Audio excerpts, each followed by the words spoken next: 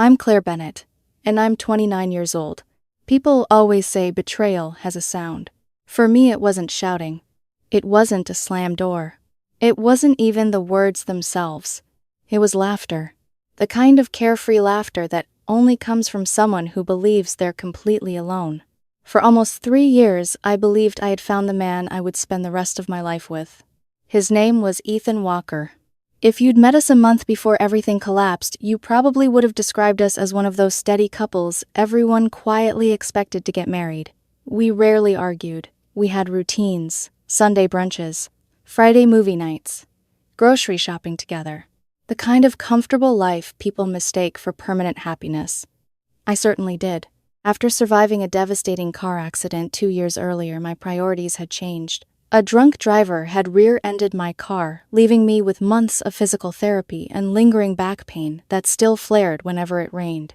The lawsuit eventually settled for $340,000 after legal fees. I never treated that money like a jackpot. To me, it represented survival, a second chance, a future. I kept every dollar in savings, imagining the day Ethan and I would use it as the down payment on our first home. Whenever he talked about our future, I'd picture children running through a backyard we owned together. Apparently, he pictured something very different. Over the past few weeks, Ethan had started mentioning marriage more often. He lingered over jewelry store windows. He casually asked what kind of engagement rings I liked. He even joked that Christmas might become a very memorable holiday. I thought it was sweet. Looking back now, every conversation feels rehearsed. Everything changed on a Thursday afternoon. I finished work earlier than expected after a client canceled a meeting. I remember stopping to buy Ethan's favorite cinnamon pastries because I thought it'd be a nice surprise. Funny how ordinary moments become unforgettable. When I unlocked our apartment, everything seemed perfectly normal. The television was off. Music played softly upstairs. Then I heard Ethan's voice. His bedroom door wasn't completely closed. I wasn't trying to eavesdrop. I simply froze after hearing my own name. "She's definitely going to propose soon," he laughed. There was a pause. Then another voice. A woman. I recognized it immediately. Melissa, his ex-girlfriend. They claimed they'd stayed friendly. I never questioned it. That was mistake number 1. Ethan chuckled again. "I checked her laptop yesterday. She's been looking at engagement ideas." My heartbeat slowed. Not from calm. From shock. Melissa laughed on the other end. "So it's finally happening." "Oh, absolutely." Another pause. Then the sentence that split my life into before and after. "Once she puts a ring on my finger, I'm set." He laughed again. "The settlement money is just sitting there." Melissa whistled. $340 grand. Exactly. I marry her. Stick around long enough. Then divorce. I'll walk away with enough to finally move out west. They both laughed. My fingers tightened around the pastry box until it crumpled. I couldn't breathe. He kept talking. "Honestly, Claire's nice enough. But she's so boring. The money is the only exciting thing about dating her." Melissa laughed harder. "What about that boutique idea? We'll finally open it. I'll fund the whole thing after the divorce. I deserve something after wasting 3 years." 3 years. Those words echoed louder than everything else. 3 years. Birthdays. Vacations. Hospital visits. Late-night conversations about our future. Every sacrifice I'd made, reduced to an investment. I stood completely still in the hallway. Tears blurred my vision, but strangely, I didn't cry. Not then. Something inside me simply stopped. The hurt was so enormous, it left no room for panic. Only clarity. I quietly backed away, stepped outside, waited 30 seconds. Then, deliberately unlocked the front door again. "Babe," I called cheerfully. "I'm home." Almost immediately, Ethan emerged from the bedroom wearing the same warm smile I'd fallen in love with. "There you are." He wrapped me in a hug. "You're home early. I missed you." His perfume mixed with the scent of cinnamon pastries in my hands. I wondered if he'd washed away the conversation before greeting me, or if lying had simply become effortless. "I brought your favorite." His eyes lit up. "You're amazing." "No." I wasn't amazing. I was convenient. That evening, we had dinner at our favorite Italian restaurant. He held my hand across the table, asked about my day, talked about future vacations, mentioned how excited he felt about our next chapter. Every word sounded rehearsed now. Every smile looked counterfeit. Somewhere between dessert and the drive home, my heartbreak transformed into something colder, more precise. I wasn't interested in screaming. I didn't want revenge fueled by anger. I wanted certainty. I wanted him to reveal exactly who he really was. After he fell asleep, I quietly opened my laptop. I searched one phrase: fake engagement ring. Hundreds appeared. One stood out: cubic zirconia. Beautiful in photographs. $47.99. Next day delivery. I stared at the screen for a long moment, then clicked, buy now. The following morning, Ethan left early for the gym. Around noon, a small package arrived. Inside sat the ring. At first glance, it sparkled convincingly. Only someone searching for genuine value would notice the difference. Perfect. I smiled for the first time since overhearing that phone call. Not because I felt happy, because the first move had already been made. That afternoon I texted Ethan. Dinner tonight. Dress nicely. I have something important to ask you. His reply came almost instantly. Really? I can't wait. Neither could I. By evening he had gone far beyond dressing nicely. He'd bought flowers, worn the expensive watch I'd given him for our second anniversary, even booked a photographer through the restaurant without telling me. He expected the beginning of his dream. He had no idea. It was actually the beginning of his downfall. The restaurant was glowing with soft amber light when we arrived. Ethan had chosen a dark navy suit I had always liked on him. His hair was carefully styled, and the expensive watch on his wrist caught the candlelight every time he reached across the table. He looked perfect. That was the problem. For 3 years, I had mistaken appearance for character. The hostess led us to a table near the center of the dining room. A bottle of wine was already waiting. You planned all this, I asked. Ethan smiled like a man trying not to reveal how certain he was about what came next. I thought tonight should feel special. Special. The word almost made me laugh. He spent the first 20 minutes barely touching his food. His eyes kept dropping toward my purse, probably wondering whether the ring box was hidden inside. It was. Every few minutes he brought up the future. A spring wedding. A larger apartment. Maybe a house near the water. He talked about our life as if he hadn't already planned its ending. I listened quietly. Then, after our entrees arrived, I set down my fork. Ethan. His entire face changed. He sat straighter. Yes. I've been thinking a lot about us. His hand moved across the table and covered mine. So have I. I know. For half a second I wondered whether I should stop, whether humiliating him in public would make me no better than he was. Then I remembered his laughter from the bedroom. The settlement is the only exciting thing about her. The doubt vanished. I reached into my purse.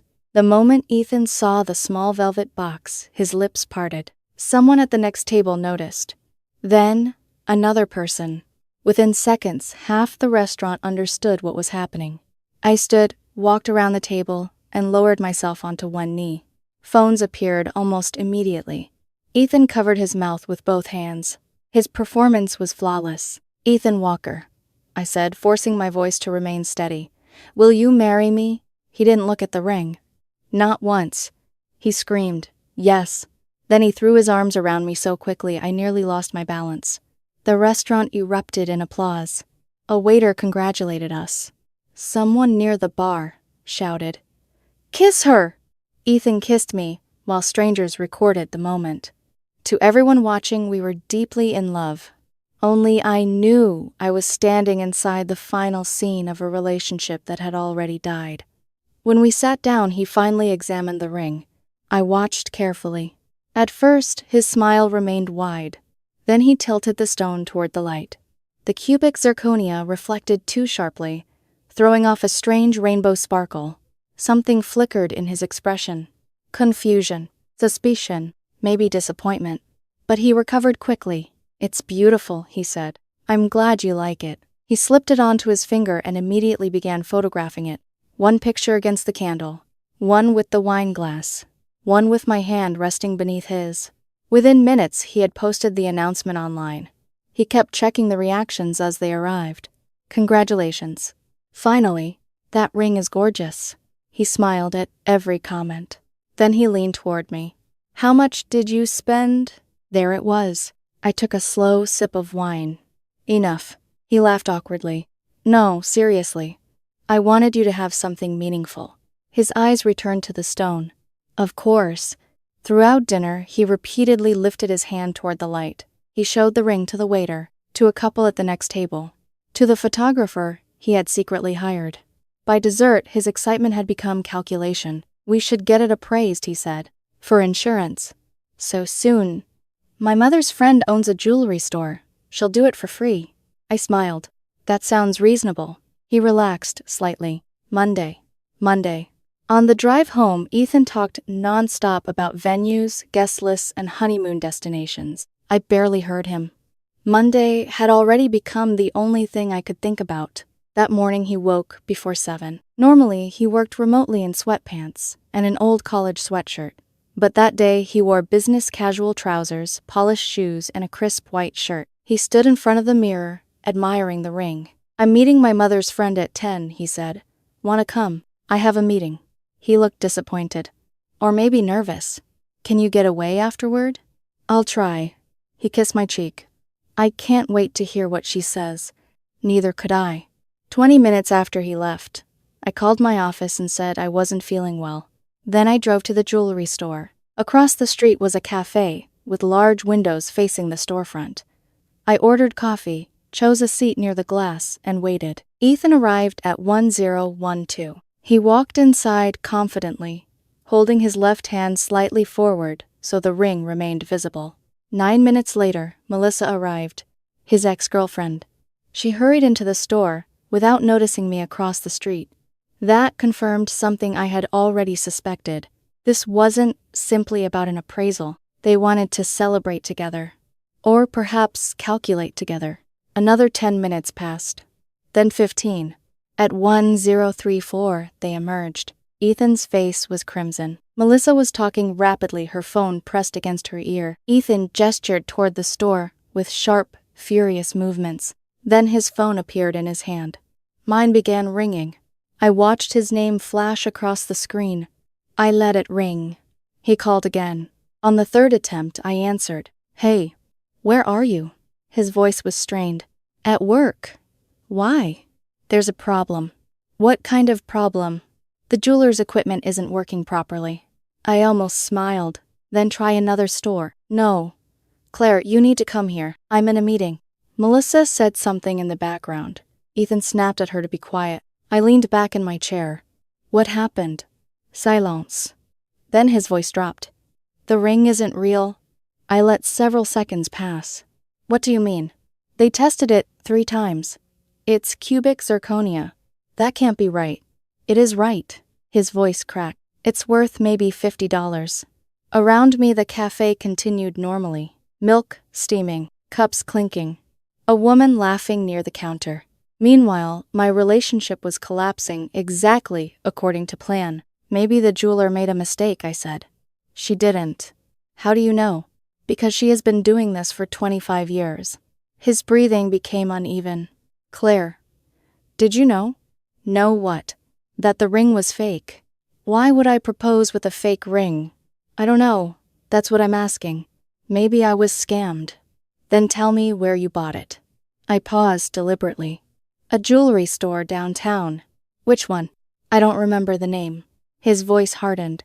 You don't remember where you bought my engagement ring? I looked at several. You looked at several and somehow purchased a $50 piece of plastic? Cubic zirconia isn't plastic. That isn't the point. Several people in the cafe turned toward me. Ethan lowered his voice again. Is the settlement money gone? There it was. Not were you cheated? Not are you okay?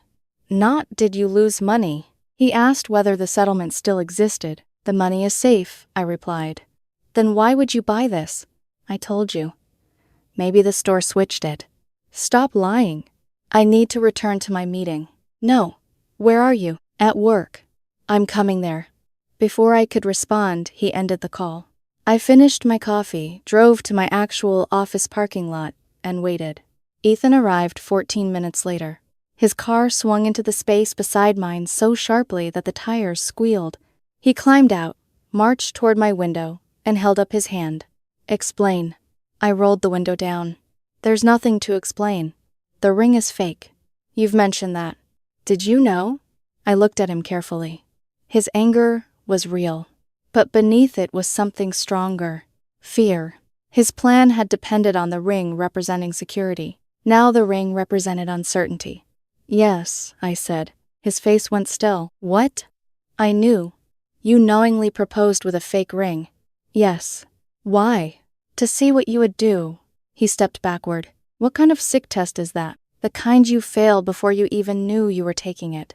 His expression changed. The anger weakened. Something colder appeared in his eyes. What are you talking about? I came home early last Thursday. He said nothing. You were in the bedroom with the door half open. Color drained from his face. I continued. Once she puts a ring on my finger, I'm set. His lips parted. Claire, the settlement money is just sitting there. You misunderstood. I marry her, stay long enough, then divorce. That isn't... The money is the only exciting thing about dating her. His shoulders dropped. For 1 second, neither of us spoke. Then the tears came. Fast. Please, he whispered. You don't understand the context. The context where you and Melissa planned to open a boutique with money you expected to take from me. We were talking nonsense. You called me boring. I was frustrated. You called 3 years with me a waste. I didn't mean it. You meant it when you thought I couldn't hear you. Ethan reached through the window, trying to touch my arm. I pulled away. Claire, please. I love you. No. You love what you believed marriage would give you. I was joking. You don't build a detailed divorce plan as a joke. He covered his face. I was scared about our future. So you planned to steal it. I would never have gone through with it. You were already going through with it. He looked down at the fake ring, still on his finger. Then slowly he pulled it off. His hand trembled. You humiliated me. I almost laughed. You wanted a valuable ring because you thought it was the first payment. That isn't fair. Neither was pretending to love me. He began crying harder. People walking through the parking lot glanced toward us. Can we go home and talk? He begged. Please. 3 years has to mean something. It means I spent 3 years with someone I didn't know. I started the engine. His hand tightened around the window frame. What happens now? The engagement is over. No. Yes. Claire, don't do this. I already did. I shifted the car into reverse. He stepped back, tears running openly down his face. I glanced at the cheap ring in his palm. You can keep it. His face twisted. Why would I want it? Because it suits the relationship. Then I drove away. In the rearview mirror, Ethan stood alone in the parking lot, staring at something that had looked valuable until the truth was tested. Just like him, Tuesday morning, Ethan let himself into my apartment. I heard the lock turn while I was standing in the bathroom, brushing my hair before work. For one absurd second, habit took over. I assumed he had forgotten something. Then I remembered we were no longer together. I stepped into the hallway and found him standing near the kitchen, holding a thick stack of folded papers against his chest. His eyes were swollen. He looked as though he had spent the night rehearsing sadness in front of a mirror. Claire, he said quietly. My stomach tightened. You shouldn't be here. I still have a key. I know that now. He glanced around the apartment as though searching for signs that I had already erased him. His shoes were still beside the door. His coffee mug still sat in the drying rack. A jacket he had left over the back of a chair was exactly where it had been 3 days earlier. The relationship was over, but its evidence remained everywhere. I wrote some things down, he said, lifting the papers. Everything I wanted to explain. I don't want an explanation. Please. No. Just 5 minutes. I checked the time. I have work. Then let me talk while you get ready. The familiarity of his tone made something inside me ache. He used to speak that way when we argued over small things, where to eat, whose turn it was to buy groceries, whether we should visit his mother for a holiday. as if every disagreement could be softened by patience. But this was not a disagreement. It was a confession I had overheard by accident. "I love you," he said. I looked directly at him. "You love the settlement. That isn't true. You planned a divorce before we were even engaged." I was angry. At what? He hesitated. At our life. There it was. Not denial. Not really. Just a softer version of the same cruelty. "Our life bored you," I said. "I felt stuck." "Then you should have left." "I didn't want to leave you. You wanted to marry me and take the money." His jaw tightened. "I told you I wasn't serious. You were serious enough to discuss where you would move afterward." "That was fantasy. A boutique with Melissa." He lowered his eyes. "She was talking about leaving town. I was trying to support her. With my money? No. You specifically said my settlement would fund it." His voice cracked. "I said something disgusting. I know that. But people say awful things when they're scared." "What were you scared of?" "That you would never choose me." I stared at him. "I was planning to propose." "I didn't know that for certain." "You searched my laptop." His face twitched. "I saw the browser history." "That isn't better." "I thought you were hiding something from me." "I was hiding a proposal." He sank into one of the dining chairs and placed the papers on the table. "I've ruined everything." "Yes." His eyes lifted sharply, almost offended by the simplicity of my answer. "Can we go to therapy?" "No." "Claire, please, no." "We can rebuild." "I don't want to rebuild something that was never what I thought it was." "It was real." "Which part?" He had no answer. I picked up my handbag. "You need to leave." The sadness disappeared from his face so quickly, it startled me. "What?" "Give me your key." "You're throwing me out." "You don't live here." "I practically do. You stayed here most nights." "That isn't the same thing." His expression hardened. "I helped make this place a home. You picked a television and left clothes in my closet. I cooked. You ordered food.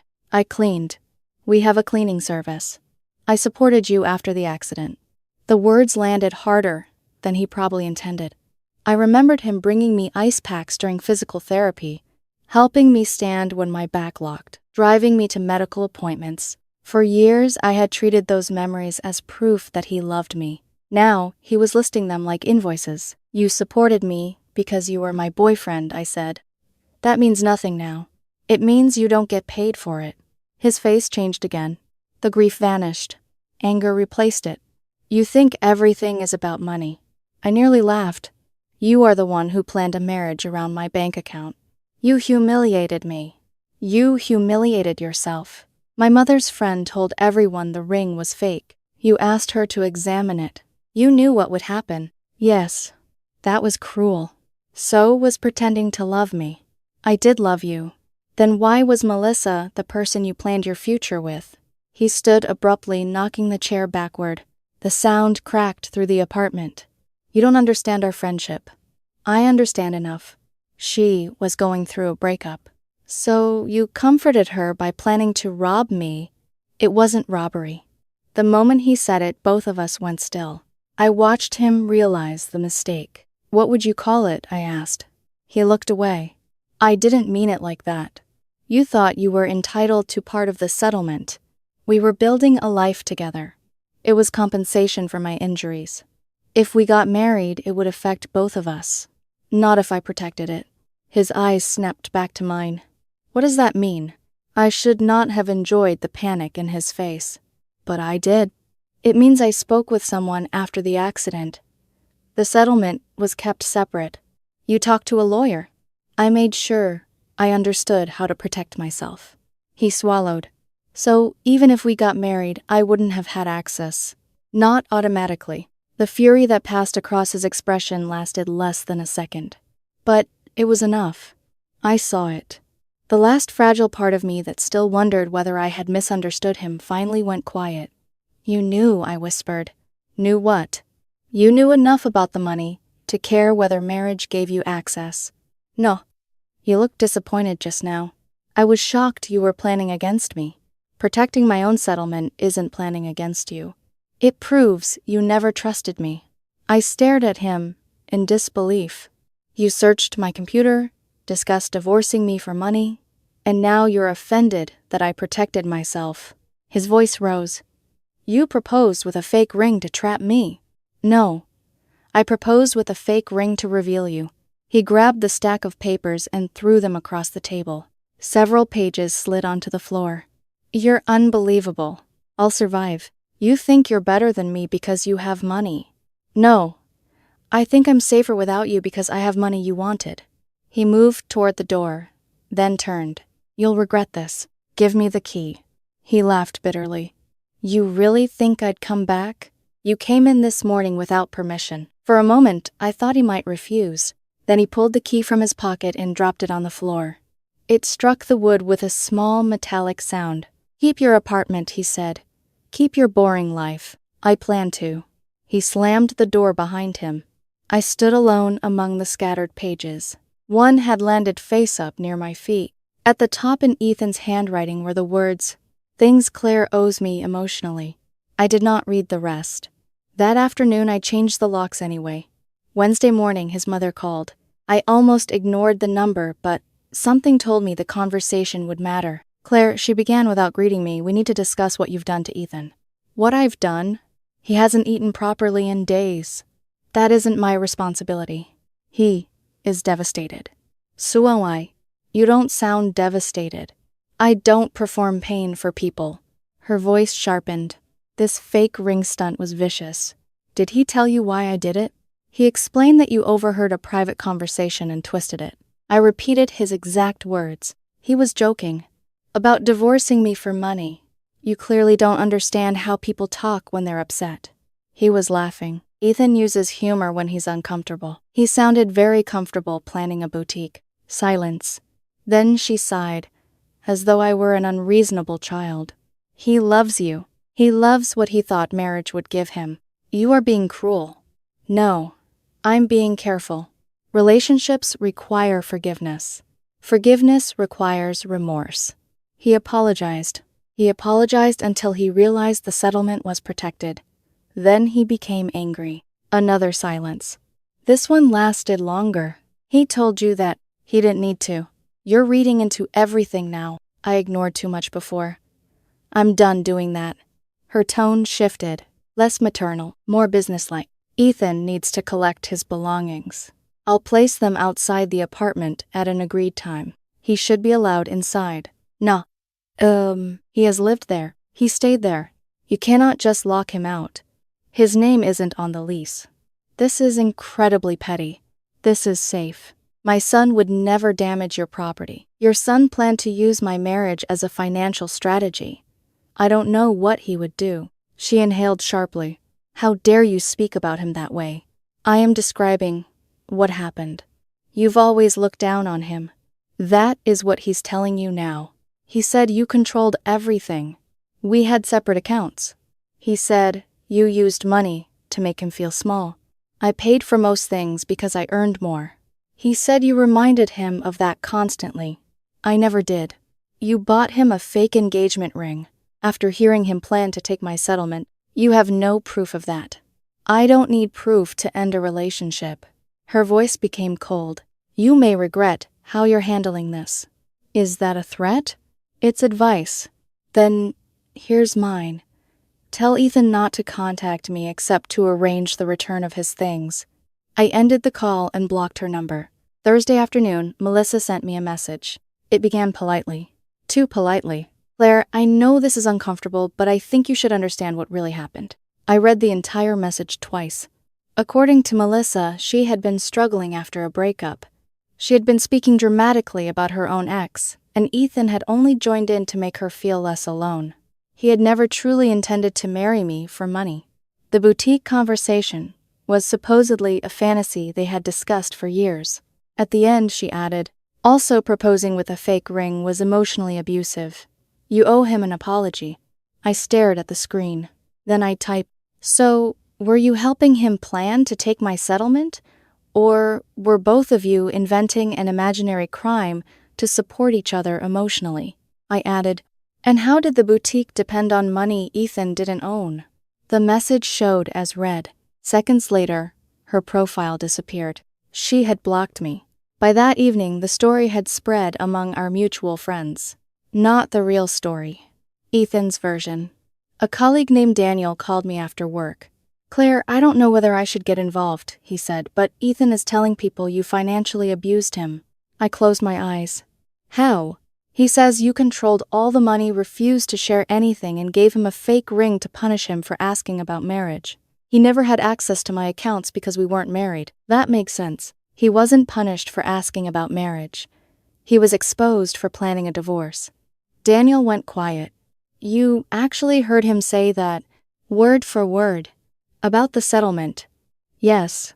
"That's insane." "Yes." "Do you want me to correct people?" "No." "Why not?" "People who believe I abused him without asking me probably aren't people I need." Daniel exhaled. "For what it's worth, I believe you." That mattered more than I expected. After the call, messages began appearing. Some were supportive. Some accused me of being cruel. One person told me fake engagement rings were a form of emotional abuse. Another asked whether Ethan and I were still having an engagement party. I ignored almost everything. Then a text arrived from an unfamiliar number. It was the jeweler, Ethan's mother's friend. She apologized for discussing the ring with other people. She explained that Ethan had asked her to post in a local jewelry group because he claimed I might have been scammed.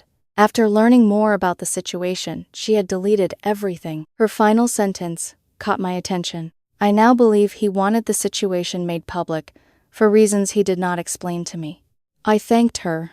So Ethan had not merely been embarrassed. He had attempted to turn the embarrassment into evidence against me. When the jeweler refused to support that story, he created a new one: financial abuse. Friday morning, security called my desk. "There's a man in the lobby asking for you," the receptionist said. "He says it's an emergency." I already knew who it was. Ethan stood near the entrance, wearing the jacket I had bought him for Christmas. His hair was neat. His face looked calm. He had dressed for the role of wounded fiancé. "We need to talk," he said. "No. You can't throw away 3 years over one conversation." "It wasn't one conversation. It was a plan." "Can we go somewhere private?" "No." People crossed the lobby around us. A few glanced in our direction. Ethan lowered his voice. "You recorded me, didn't you?" I frowned. "What?" "You have a recording." "No." "You must. I heard you. You wouldn't be this confident without proof."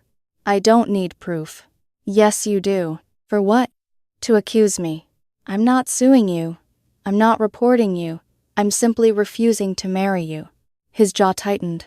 "You've destroyed my reputation. You told people I abused you. Because you did." "How?" "You controlled the money. It was mine. You made every decision. You were free to leave. I gave you 3 years. And expected a financial return." His mask slipped. The sadness vanished. "You think you're so smart. I think I heard you clearly. You could ruin someone's life with accusations like this. You tried to ruin mine with a marriage." His hands curled into fists. Not raised, not threatening enough for security to intervene immediately, but close. "I could make your life very difficult," he whispered. "With what?" "People believe me. Some do. They'll believe I was trapped. You showed up at my workplace after I told you not to contact me." His eyes flicked toward the security desk. "I just wanted closure. You wanted control.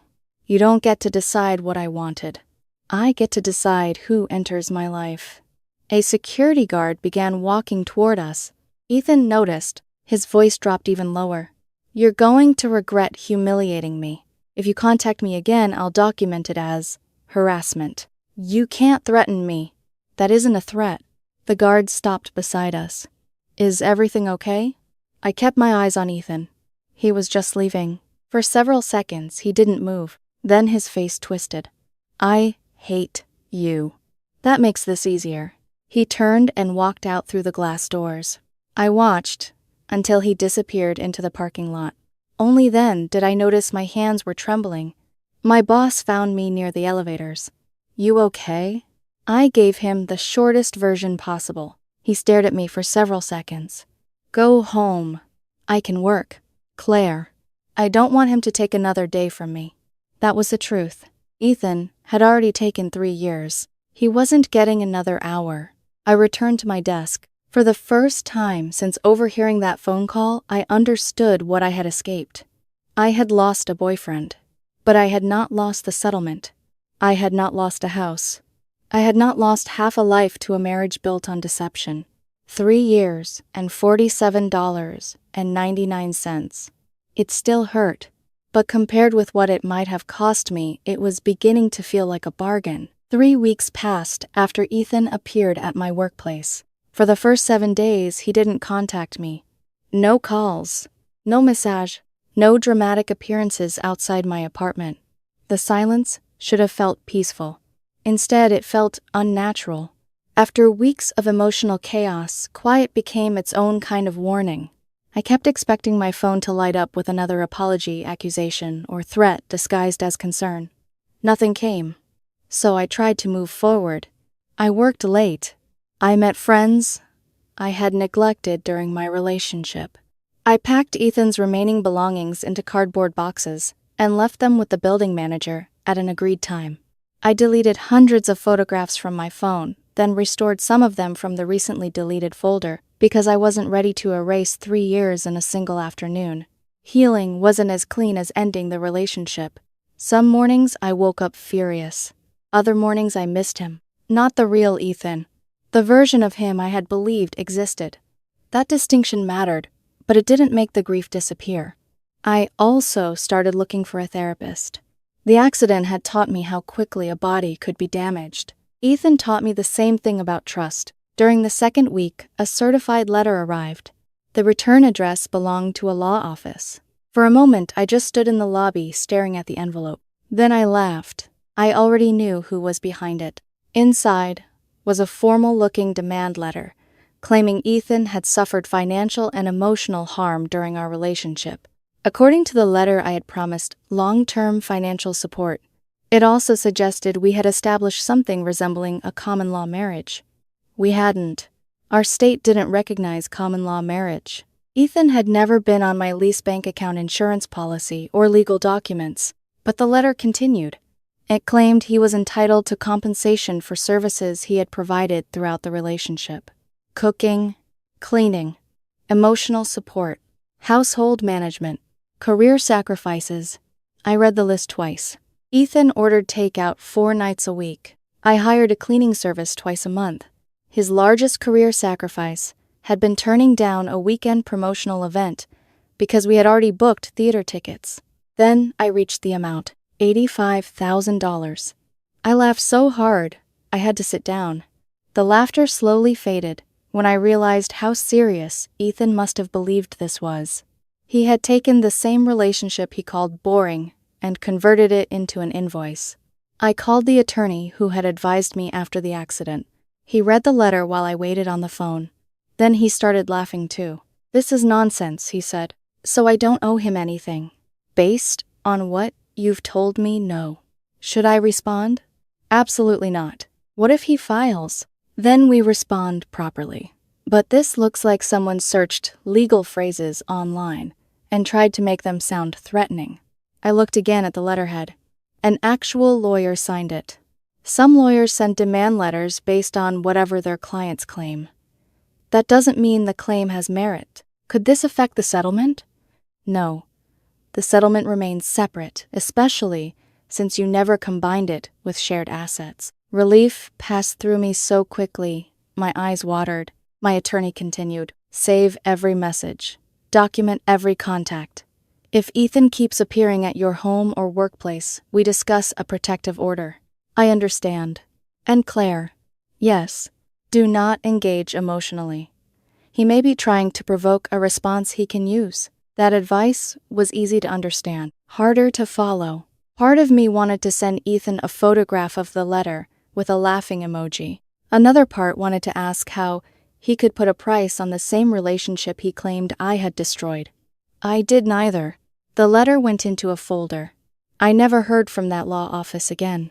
My attorney suspected Ethan either refused to pay a retainer or told them a version of events that collapsed under basic questions. Then, during the third week, I received a message from a woman I didn't know. Her profile picture showed her standing on a beach, smiling beside a surfboard. She looked around my age. Her name was Rachel Morgan. Her message was short. Hi. This may sound strange, but were you recently engaged to Ethan Walker? I stared at it for several seconds before responding. Yes. Why? The typing indicator appeared immediately. Because I've been dating him for about 2 months. The room seemed to tilt. I read the message again. 2 months. Ethan and I had ended our relationship 3 weeks earlier. That meant he had been seeing Rachel while he was still sleeping in my apartment, discussing marriage and waiting for me to propose. I typed slowly. Did you know about me? No. He told me he was single. When did you meet? On a dating app in September. 2 months before I overheard his conversation with Melissa. The betrayal rearranged itself inside my mind. I had believed Ethan was preparing to marry me for money. Now I understood he had also been preparing his next relationship. His backup plan. Maybe Rachel was supposed to become his new home after the divorce. Maybe she was simply insurance in case I never proposed. Either way, I had never been his future. I had been one option in a private strategy. Rachel sent another message. I saw some of the jewelry store posts before they were deleted. Ethan said his controlling ex gave him a fake ring to publicly humiliate him. I recognized you from the engagement pictures. I called her. The moment she answered, she sounded embarrassed. I swear I didn't know, she said. I believe you. He told me you broke up months ago but wouldn't accept it. That isn't true. He said you used money to control him. He told everyone that after I ended the engagement, Rachel was silent. Then she asked, why did you give him a fake ring? So I told her everything. I described coming home early, the half-open bedroom door, Melissa's voice, the planned divorce, the boutique, the settlement, the proposal, the appraisal, the parking lot. Rachel didn't interrupt once. When I finished, she whispered, oh my God. That was my reaction too. He has been talking about moving in with me. How long have you been together? Officially, maybe 6 weeks. And he already wants to move in. He said he was between places because you had become unstable. I closed my eyes. Has he asked about your finances? Rachel hesitated. Yes. What exactly did he ask? My salary, savings, whether I own my apartment, investments. What reason did he give? He said couples should discuss financial compatibility early. That sounds responsible when you don't know the pattern. I thought it was mature. So did I once. Rachel became very quiet. Then she said, he asked whether I wanted children. That isn't unusual. He also asked whether my parents had left me anything. That was unusual. Rachel, I said carefully, you need to leave before he finds another way to make you doubt yourself. I already blocked him. Relief moved through me. Good. He's going to say, you manipulated me. Probably. He might be right about one thing. What? You did humiliate him. I waited. Then she added, but after hearing why, I'm not sure he didn't earn it. Despite everything, I laughed. An hour later, Rachel forwarded screenshots from their conversations. I almost wish she hadn't. There were photographs of Ethan smiling in restaurants I had never seen. Messages sent while he was supposedly working late. Compliments he had once used on me, repeated almost word for word. You make ordinary life feel exciting. I can see a real future with you. I've never felt this safe with anyone. Then I reached a conversation from the week after our fake engagement. Ethan had written, my ex proposed with a fake ring. Can you believe that? Rachel had replied, why would she do that? Because she was obsessed with controlling me. She had plenty of money. She just wanted to prove I didn't deserve it. A few lines later, he added, that's when I knew I had to leave. I deserve someone who values me. I stared at those words until they blurred. He had rewritten the story so completely that he had turned himself into the person who escaped. The person who chose freedom? The victim. Rachel's final message appeared beneath the screenshots. I confronted him before blocking him. He said you were lying because you were jealous. Then he asked whether I had spoken to a lawyer about letting him stay in my apartment. That was enough for me. I thanked her, not because the discovery felt good. It didn't. But the truth was finally complete. Ethan had not only intended to use me, he had cheated while preparing to use me. The next afternoon, the jeweler called. Her voice sounded tense. I thought you should know. Ethan came into my store again. What did he want? He asked me to write a statement saying you purchased an expensive engagement ring from me. I almost dropped the phone. What? He wanted me to claim I sold you a real diamond ring, then tested the ring incorrectly when he brought it in. Why? He said he needed documentation for a lawsuit. The $85,000 demand suddenly made more sense. Ethan was trying to create a paper trail. If the jeweler claimed I had originally bought an expensive ring, he could argue I had switched it with a fake one deliberately to cause emotional damage. A bizarre theory. But Ethan had reached the point where bizarre and impossible no longer seemed to discourage him. What did you tell him? I asked. I refused. Thank you. He became angry. He accused me of helping you destroy his reputation. I'm sorry he dragged you into this. I blocked his number. I suggest you keep records of everything. I am. Before ending the call, she said something I didn't expect. For what it's worth, Claire, when he first came in with the ring, he wasn't heartbroken. I remained silent. He was furious about the value, she continued, not about what it meant. That single observation confirmed everything. The ring had never symbolized love to Ethan. It symbolized access. That night, I added the jeweler's statement to the folder for my attorney. The next morning, a message arrived from an unknown number. I knew it was Ethan before I reached the second sentence. I know you're feeling proud of yourself. You humiliated me, ruined my reputation, and destroyed my relationship with Rachel. I hope you're happy. But you didn't win. I'm doing better than ever. I'm already seeing someone who appreciates me. And I was never going to divorce you for the settlement. That was private talk between friends. You destroyed 3 years over nothing. Your loss. I read it once. Then again. 3 weeks earlier, I might have responded. I might have defended myself. I might have explained every lie, every contradiction, every piece of evidence. But Ethan no longer deserved access to my emotions. I forwarded the message to my attorney. Then, I blocked the number. The silence afterward felt different. Not threatening. Final. For the first time, I understood that closure wasn't something Ethan could give me. Closure was the moment I stopped waiting for him to admit what he had done. He would never tell the truth if a lie gave him somewhere to hide. He would always call the conversation a joke. The fake ring abuse.